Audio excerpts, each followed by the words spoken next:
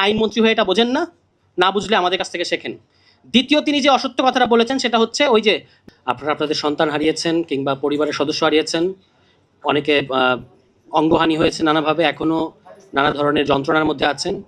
ফলে আপনাদের শুধু ওই ফলটা পাওয়ার কথা ছিল, যে বাংলাদেশটা আমরা চেয়েছি বা যে বাংলাদেশের কারণে গণঅভ্যুত্থানটা ঘটলো সেই ফলটা আপনাদের এখন ভোগ করার কথা ছিল। কিন্তু এটা খুব দুঃখজনক আমাদের জন্য এবং অত্যন্ত টায়ারিং যে যেটা আমরা অর্জন করেছি বাংলাদেশের মানুষ, সেই জিনিস নিয়ে আবার আমাদেরকে কথা বলতে হচ্ছে, আবার আমাদেরকে রাজপথে নামতে হচ্ছে। এটা খুব অদ্ভুত যে সরকার এই গণঅভ্যুত্থানের মধ্য দিয়ে একটা নির্বাচন এবং তার মধ্য দিয়ে ক্ষমতায় আসলো, তারা এত দ্রুত, মাত্র 2 মাস এই সরকারের বয়স, এত দ্রুত তারা আমাদের বাংলাদেশের মানুষের সাথে তারা দেখেন একটা জিনিস তারা করছে, এটাকে তারা এনসিপি এবং জামায়াতের সাথে এক ধরনের মানে ফাইট আকারে নিয়েছে, যে এটা হলো এনসিপি এবং জামাতকে আন্ডারমাইন করতে হবে। কিন্তু এই যেগুলো নিয়ে আপনারা আলাপ করছেন এর সাথে it has nothing to do with NCP and Jamaat. বাংলাদেশে এনসিপি এবং জামাত নাই ধরে নেন, তারপরেও কি আমাদের এগুলো লাগবে না যেগুলো নিয়ে আমরা কথা বলছি? কিন্তু সরকার ওই যে বাকচাতুর্যের মাধ্যমে তাদের কয়েকজন, দেখবেন তাদের কথা তো বলে 2-3 জন, এই কয়েকজনকে দিয়েই তারা হচ্ছে বাকচাতুর্যের মাধ্যমে তারা দেখাচ্ছে যে এনসিপি এবং জামাতকে তারা পরাস্ত করেছে, এক ধরনের মজা পাচ্ছে। কিন্তু বাংলাদেশের কোটি কোটি মানুষকে এর মধ্য দিয়ে তারা যে আসলে যে তারা এখন জুলাইকে বিভক্ত করার কৌশল নিয়েছে। একজন জুলাই যোদ্ধা আহত হন কিংবা শহীদ পরিবার হন, তিনি যদি আগে কোনো বিএনপির অনেক লোক জুলাই যোদ্ধা, অবশ্যই তাদের অনেক শহীদ আছে, কিন্তু যখন আপনি দলীয় স্বার্থে তাদেরকে ব্যবহার করছেন এটা খুব খারাপ। এবং বেশিরভাগ জুলাই যোদ্ধা এবং শহীদ পরিবার কিন্তু এই ব্যাপারটা সম্পর্কে আনঅ্যাওয়্যার এবং একটা খুবই ঘৃণ্য কাজে বিরোধী দলের সাথে বিরোধী দলকে আন্ডারমাইন করার জন্য তারা গতকালকে এই প্লটটা সাজিয়েছিল। আমরা এটা তীব্র নিন্দা জানাই যে আপনারা জুলাই পরিবারের সাথে আমাদের সবার সম্পর্ক আছে, বিএনপির সম্পর্ক আছে, আমাদের সম্পর্ক আছে, আমরা আমাদের ডাকে তারা আসেন, তারা ডাকলে আমরা যাই, এই সম্পর্ক থাকবে, কিন্তু এটা নিয়ে আমরা রাজনীতি করতে পারি না। গতকালকে আপনারা এই ন্যাক্কারজনক রাজনীতিটা করেছেন। মাননীয় স্বরাষ্ট্রমন্ত্রী বাংলাদেশের জীবন্ত সংবিধান, জীবন্ত আদালত হয়ে গেছেন, তিনি গতকালকে একটা কথা বললেন, আপনারা খেয়াল করেছেন, তিনি বললেন যে সংস্কারটা কোথায় পেলেন? সংবিধান সংশোধনী করা যায়, সংবিধান রহিত করা যায়, সংবিধান বাতিল করা যায়, সংস্কার করা যায় না। তো আপনাদের যে 31 দফার 1 নম্বর দফা, এটাই তো আপনি পড়েন নাই। 31 দফার 1 নম্বর দফায় আপনি বলেছেন, আপনারা বলেছেন সংবিধান সংস্কার কমিশন করবেন আপনারা। তো আমরা আপনাদের কাছে আহ্বান জানাতে চাই, এই আলোচনার মধ্য দিয়ে আমি আমার ব্যক্তিগত জায়গা থেকে আহ্বান জানাতে চাই যে সমস্ত কিছু আপনার কিছুই বাস্তবায়ন করবেন না, আমরা বুঝতে পেরেছি, সংবিধান সংস্কার কমিশন করেন। আমরা দেখতে চাই সংবিধানের ফ্রেমওয়ার্কের মধ্যে থেকে কিভাবে আপনি সংবিধান সংস্কার কমিশন করতে চান। আপনারা তো আপনাদের দলীয় ইশতেহার বাস্তবায়ন করবেন, আপনারা আপনাদের তো 31 দফা বাস্তবায়ন করবেন, এটা তো আপনারা কথা দিয়েছেন বাংলাদেশের মানুষকে, সেখানে তো আপনারা সংবিধান সংস্কার কমিশনের কথা বলেছেন। তো সেই সংবিধান সংস্কার কমিশনটা করেন, সেটাও তো করছেন না, আপনারা সংশোধনী কমিটি করতে চাচ্ছেন। এখন সংশোধনী, কালকে দেখেন তারা বাংলাদেশের ইতিহাসে প্রথমবারের মতো কোন সরকার একটা মুলতবি প্রস্তাব এনেছে। সেই মুলতবি প্রস্তাবটা কি? যে জুলাই সনদ নিয়ে তারা আলোচনা করবে।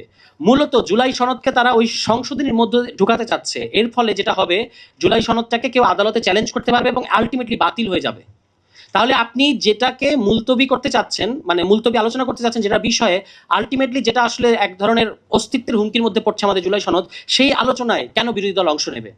এবং আপনারা একটা রাজনীতি করছেন এখানে। আগের মুলতবি প্রস্তাব যখন বিরোধী দল বলল যে গণভোট এবং সংবিধান সংস্কার পরিষদ এটার ব্যাপারে ফয়সালা হওয়া দরকার, সেই মুলতবি প্রস্তাবের ব্যাপারে সিদ্ধান্ত না হয়ে তারা আরেকটা সরকার মুলতবি প্রস্তাব আহ্বান করেছে। এটা কিন্তু বাংলাদেশের সংসদ ইতিহাসে অভিনব একটা ব্যাপার। অনেক অভিনব ব্যাপারে অবশ্য ঘটছে, সংসদ নেতা বসে থাকেন এবং তার পক্ষে আরেকজন বলেন যে আমি সংসদ নেতার পক্ষে বলছি। গতকালকে আপনারা দেখেছেন, এটাও কিন্তু বাংলাদেশের পার্লামেন্টারি ইতিহাসে একটা নতুন ঘটনা। তো বিএনপি এরকম অনেক নতুন নতুন ঘটনা আমাদেরকে উপহার দিচ্ছে। দ্বিতীয়ত দেখবেন তিনি মানে সালাউদ্দিন আহমদ নাকি বাংলাদেশে এত সংবিধান বোঝেন যেটা আর কেউ বোঝেন না। তিনি গতকালকে আবারও বলেছেন সংসদ সার্বভৌম। তার রেফারেন্সটা কি? রেফারেন্স হচ্ছে সংবিধানের অনুচ্ছেদ 1, যেখানে বলা আছে প্রজাতন্ত্র, সার্বভৌম প্রজাতন্ত্র। বাংলাদেশ একটা সভরেন রিপাবলিক। তো বাংলাদেশ হচ্ছে একটা সভরেন রিপাবলিক, আপনারা শব্দটা খেয়াল করবেন। অনুচ্ছেদ 7-এ বলা আছে এই সভরেন রিপাবলিকের মালিক হচ্ছে বাংলাদেশের জনগণ। অনুচ্ছেদ 1-এ বলা আছে আমাদের এই রিপাবলিকটা সভরেন। অনুচ্ছেদ 7-এ বলা হচ্ছে এই সভরেন রিপাবলিকের মালিক হচ্ছে বাংলাদেশের জনগণ। এখান থেকে আপনি কিভাবে সিদ্ধান্তে পৌঁছালেন যে সংসদ হচ্ছে সার্বভৌম? এরপর দ্বিতীয় আসেন আরেকজন আমাদের আইনমন্ত্রী, তিনি আদালতে অনেকদিন প্র্যাকটিস করেছেন, তো মিথ্যাটা মার্শাল্লাহ দারুণ বলতে জানেন। এবং মিথ্যা বললে আবার সমস্যা আছে, ওনাদের সংসদীয় ভাষা হচ্ছে অসত্য। তো ওনারা অসত্য কথাটা উনি কিভাবে বলেছেন? উনি বলছেন বিরোধী দল ওই গুমের যে অধ্যাদেশ, এই অধ্যাদেশে নাকি বিরোধী দলের এমপিরা পড়েন নাই। আপনি নিজে পড়েন নাই, আমি চ্যালেঞ্জ করে বলছি আপনাকে। আপনি যদি পড়তেন আপনি দেখতেন যে গুম অধ্যাদেশের মধ্যে লেখা আছে যে সর্বোচ্চ শাস্তি মৃত্যুদণ্ড। আপনি কিভাবে বললেন যে সেখানে 10 বছরের শাস্তি দেওয়া আছে এবং এটা নাকি অবিচার করা হবে গুমের ভিকটিমদের সাথে? তারা এখানে দেখবেন দুটো অসত্য কথা তিনি বলেছেন। 1 নম্বর কথা, যে 1973 সালের যে আইসিটি অ্যাক্ট, মানবতা বিরোধী আইন, সে আইনে নাকি গুমকে সংজ্ঞায়িত করা হয়েছে। কিন্তু সেখানে কোন গুমকে সংজ্ঞায়িত করা হয়েছে, যেটা সিস্টেম্যাটিক এবং ওয়াইড স্প্রেড গুম। কিন্তু একটা বিচ্ছিন্ন সুনির্দিষ্ট একটা গুমের ঘটনা, যেটা সাম্প্রতিক বিগত রেজিমে আমরা দেখেছি, এই ঘটনার এটাকে অপরাধ হিসেবে আমলে নিয়ে এটার তদন্ত এবং এটার বিচার করার স্কোপ ওই মানবতা বিরোধী আইনের মধ্যে নাই। আপনি আইনমন্ত্রী হয়ে এটা বোঝেন না, না বুঝলে আমাদের কাছ থেকে শেখেন। দ্বিতীয়, তিনি যে অসত্য কথাটা বলেছেন সেটা হচ্ছে ওই যে সেখানে তো পরিষ্কার ভাষায় 4 নম্বর অনুচ্ছেদের মধ্যে বলা আছে যে সর্বোচ্চ শাস্তি হবে মৃত্যুদণ্ড। শুধু তাই না, যাবজ্জীবনও হতে পারে। তো আপনি এই সামান্য জিনিসটা পড়লেন না, সবাইকে হবস লক পড়তে বলেন, লকও উচ্চারণ করতে পারেন না, উনি লক্স বলেন। লক্স বলতে কেউ নাই পৃথিবীতে, লক আছেন জন লক, একজন বিখ্যাত দার্শনিক। এবং আমি আরেকটা প্রোগ্রামে উনাকে চ্যালেঞ্জ করেছিলাম, উনি যদি 5 মিনিট টানা 5 মিনিট রুশোর সোশ্যাল কন্ট্রাক্ট নিয়ে কথা বলতে পারেন, আমি আপনাদেরকে এতগুলো মিডিয়াকে সাক্ষী রেখে বলছি জীবনে আর কোনো বিষয়ে কোনোদিন কথা বলবো না। উনি এটা বলতে পারবেন না, ওই সোশ্যাল কন্ট্রাক্ট শব্দ ছাড়া উনি আর কিছু জানেন না। কিন্তু খুবই এখানে এসে হম্বিতম্বি করছেন, দেখাচ্ছেন যে উনি খুব এগুলো পড়ে ফেলেছেন। আসলে এগুলো কিছু পড়েন নাই, মিথ্যাচার করছেন উনি পরিষ্কার ভাষায়। আমরা যেহেতু সংসদে নাই, অসত্য বলার দায় আমাদের নাই, মিথ্যা বলছেন উনি। আচ্ছা, এই দুইটা ছাড়াও একটা খুবই ডেঞ্জারাস জিনিস এই সরকার করছে, যেটা আমরা কিন্তু কেউ খেয়াল করছি না। সরকার একটা জুলাই অধ্যাদেশ, দায় মুক্তির অধ্যাদেশ করেছে, আপনারা জানেন। আমরা সবাই, আমাদেরকে সরকার বলার চেষ্টা করছে যে তারা দায় মুক্তির অধ্যাদেশটাকে আইনে পরিণত করছে, সুতরাং আমাদের কোনো সমস্যা নাই। এখানে একটা সূক্ষ্ম শুভঙ্করের ফাঁকি এই সরকার করে যাচ্ছে, প্রতারণা করছে মানুষের সাথে। তারা ওখানে বলেছেন একই সাথে মিলিয়ে পড়বেন যে মানবাধিকার কমিশন অধ্যাদেশটা কিন্তু তারা বাতিল করছে। আর মানে হচ্ছে আইন শৃঙ্খলা বাহিনী যদি কোনো অপরাধে জড়িত থাকে, সেটার তদন্ত বা বিচার কিন্তু মানবাধিকার কমিশনার করতে পারবে না। আচ্ছা, এবার জুলাই অধ্যাদেশে আপনি কি বলেছেন? এখানে পুলিশের সাথে জুলাইয়ে যে সংঘর্ষ হয়েছে বা পুলিশের সাথে জনগণের যে এনকাউন্টার, এটাকে দুটো ভাষায় ব্যক্ত করা হয়েছে। 1 নম্বর ভাষা এটা রাজনৈতিক প্রতিরোধ, আরেক নম্বর ভাষা হচ্ছে সাধারণ অপরাধ। এখন কোনটা সাধারণ অপরাধ আপনার অধ্যাদেশটা আবার ভালো করে পড়ে দেখবেন, কোনটা সাধারণ অপরাধ কোনটা রাজনৈতিক প্রতিরোধ, এটা কে ফয়সালা করবে? এখন যদি এই মানবাধিকার অধ্যাদেশ কমিশনটা থাকতো, এটা মানবাধিকার কমিশনের করার কথা নিরপেক্ষভাবে। কিন্তু এই অধ্যাদেশটা বাতিল করে দেওয়ার কারণে পুরনো যে মানবাধিকার কমিশনের যে আইনটা আছে 2009 সালে, এটা কিন্তু ফেরত আসছে। এবং সেই আইন অনুযায়ী আপনি আইন শৃঙ্খলা বাহিনীর বিরুদ্ধে মানবাধিকার কমিশন কোনো তদন্ত করতে পারবে না। এটার মানে কি, কোনটা রাজনৈতিক প্রতিরোধ এবং কোনটা সাধারণ অপরাধ, এটা কে ফয়সলা করবে? পুলিশই করবে। পিওর কনফ্লিক্ট অফ ইন্টারেস্ট, অর্থাৎ সরকার নিজের কাছে সূক্ষ্মভাবে এমন ক্ষমতা রাখছে যে প্রয়োজনে তারা যে কোনো কাউকে এটা দিয়ে হয়রানি করতে পারবে। কিন্তু তারা আবার আপনাকে আমাকে বলবে যে আমরা তো জুলাই এটাকে অধ্যাদেশকে দায় মুক্তি দিয়েছি। ফলে এই জিনিসটা আমাদেরকে খুব পরিষ্কারভাবে খেয়াল করা উচিত যে সরকার এখানে খুবই সূক্ষ্ম পর্যায়ের একটা 2 নাম্বারই আমাদের সাথে করে যাচ্ছে। এখন এই যে গুম, মানবাধিকার, পুলিশ কমিশন, এগুলো নিয়ে কথা বলতে বলতে আমরা কিন্তু অত্যন্ত গুরুত্বপূর্ণ আর কয়েকটা কথা বলছি না। ব্যাংক রেজুলেশন অধ্যাদেশ তারা বাতিল করে দিয়েছে, তারা মহা হিসাব নিরীক্ষক অধ্যাদেশ বাতিল করে দিয়েছে, তারা মাইক্রো ফাইন্যান্স অধ্যাদেশ বাতিল করে দিয়েছে। এগুলোর সহজ মানে হচ্ছে কোনো হিসাব বিকাশ সরকার বাংলাদেশের মানুষকে দেবে না, এবং তারা ব্যাংকিং খাতে লুটপাটটা যেন নির্বিঘ্নে করতে পারে, সেটা নিয়ে যেন তাদেরকে ধরা না যায়, এই ব্যবস্থা তারা করে ফেলেছে। ফলে 2 মাসের সরকার, আপনারা তো, আমি খুব দুঃখিত যে আপনারা আলোচনা করছেন জুলাই সনদ এবং গণভোট নিয়ে। অধ্যাদেশগুলো নিয়ে সরকার যেটা করেছে, যেগুলো আমাদের তদারকি প্রতিষ্ঠান, সেই প্রতিষ্ঠানগুলোকে স্বাধীনতাটাকে খর্ব করার জন্য অধ্যাদেশগুলোকে বাতিল করে দিয়েছে। এরই মধ্য দিয়ে সংস্কারের 40% এই সরকার ইতিমধ্যেই কবর রচনা করে ফেলেছে। এই প্রতিষ্ঠানগুলো যদি স্বাধীন না থাকে, তাহলে আমাদের জুলাইয়ের যে রাষ্ট্র সংস্কার, রাষ্ট্র মেরামত, এটা কিন্তু আর মানে হবে না। ফলে আমি আপনাদেরকে আহ্বান জানাবো যে তারা এখন বলছে যে তারা জুলাই সনদ অক্ষরে অক্ষরে বাস্তবায়ন করবে।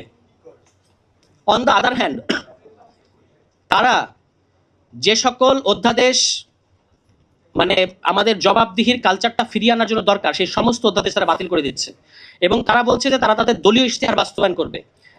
এই যে গুরুত্বপূর্ণ অধ্যাদেশগুলো তারা বাতিল করে দিচ্ছে না, অন্তর্বর্তী সরকারের একটা অধ্যাদেশকে তারা রেখে দিচ্ছে। সেটা কোনটা?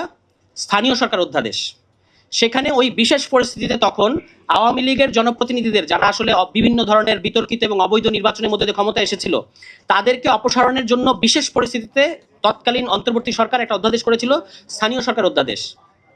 এই অধ্যাদেশটা কিন্তু এই সরকার বাতিল করছে না, এটাকে আইনে পরিণত করছে। এবং সেখানে লিখে রাখছে যে সরকার চাইলে যে কোনো জনপ্রতিনিধিকে কলমের এক খোঁচায় অপসারণ করতে পারবে, এই ক্ষমতা সরকার নিজের কাছে রাখছে।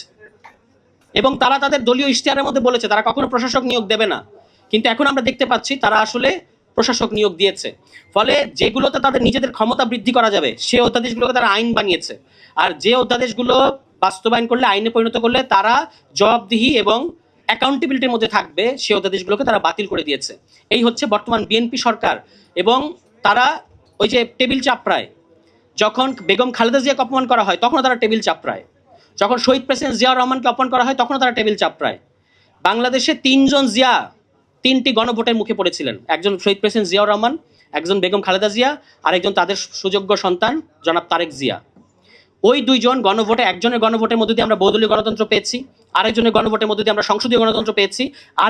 আরেকজনের সামনে, ইতিহাসের সামনে, তিনি এমন একটা ইতিহাসের সামনে দাঁড়িয়ে আছেন যখন এই গণভোটটা বাস্তবায়ন করলে বাংলাদেশের রাষ্ট্র সংস্কার ঘটবে।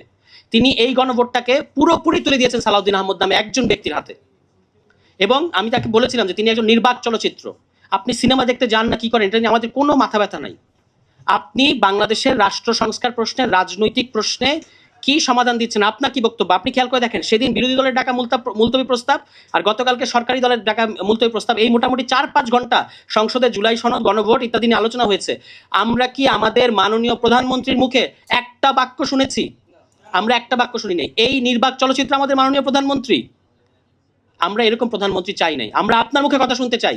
আপনি সংসদে থাকা অবস্থায় কেন আপনি তো একটা ওই যে প্রজ্ঞাপন জারি করেছিল যে ওনার অনুপস্থিতিতে সালাউদ্দিন আহমদ কি দায়িত্ব পাবেন, মির্জা ফখরুল ইসলাম আলমগীর কি দায়িত্ব পাবেন। এখন আমরা দেখতে পাচ্ছি ওনার উপস্থিতিতেই সেই দায়িত্বগুলো সালাউদ্দিন আহমদ পালন করছেন। এবং তিনি বাংলাদেশকে যেই কথাগুলো বলছেন, এত গোজামিল এবং এত বিভ্রান্তিতে ভরপুর ওনার কথাবার্তা, সালাউদ্দিন আহমদ তিনি নাকি বাংলাদেশে এখন একমাত্র সংবিধান বিশেষজ্ঞ। তো এটা আসলে ওনার সংবিধান বিশেষজ্ঞতা না, এটা ওনার বিশেষজ্ঞ জ্ঞান না, এটা হচ্ছে ক্ষমতা।